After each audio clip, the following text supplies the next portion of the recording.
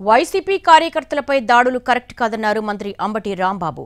అధికారం లేకపోతే చంద్రబాబు హింసను ప్రేరేపిస్తారని ఆరోపించారాయన. వైసీపీ కార్యకర్తలు అప్రమత్తంగా ఉండాలని సూచించారు మంత్రి అంబటి రాంబాబు. రాజకీయంగా అధికారం లేకపోతే హింసను ప్రోత్సహించే వ్యక్తి నారా చంద్రబాబు నాయుడు గారు. అధికారం లేదు రాదు అని తెలిసిన తరువాత ఎంతకైనా బరి తెగిస్తాడు నారా చంద్రబాబు నాయుడు గారు.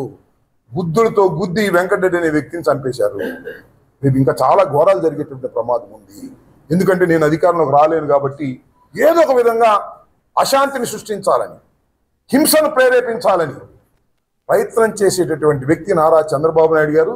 కాబట్టి ప్రజలు దీన్ని గుర్తించాలి మనవి చేస్తున్నాను. వైఎస్ఆర్ కాంగ్రెస్ పార్టీ శ్రేణులందరూ కూడా అప్రమత్తతగా ఉండాలి. వారు దౌర్జన్యం. పవన్ కళ్యాణ్ ఎప్పుడూ అనారోగ్యం జ్వరమని అంటారన్నారు మంత్రి అంబటి.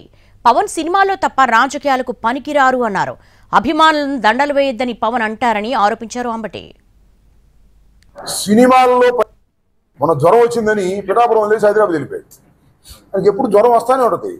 నేను చాలా సందర్భాల్లో చెప్పా, పవన్ కళ్యాణ్ అనేటువంటి వ్యక్తి సినిమాల్లో పనికొచ్చాడేమో కానీ రాజకీయాల్లో పనికొచ్చేటటువంటి వ్యక్తి కాదు అని. ఒక పట్టుదల ఉండాలి, ఒక విశ్వాసం ఉండాలి. ఆ పట్టుదల విశ్వాసం ఉన్నది ఒక్క జగన్మోహన్ రెడ్డి గారికి ఈ రాష్ట్రంలో తప్ప మరెవరికి లేదని కూడా ఈ సందర్భంగా నేను మనవి చేస్తున్నాను.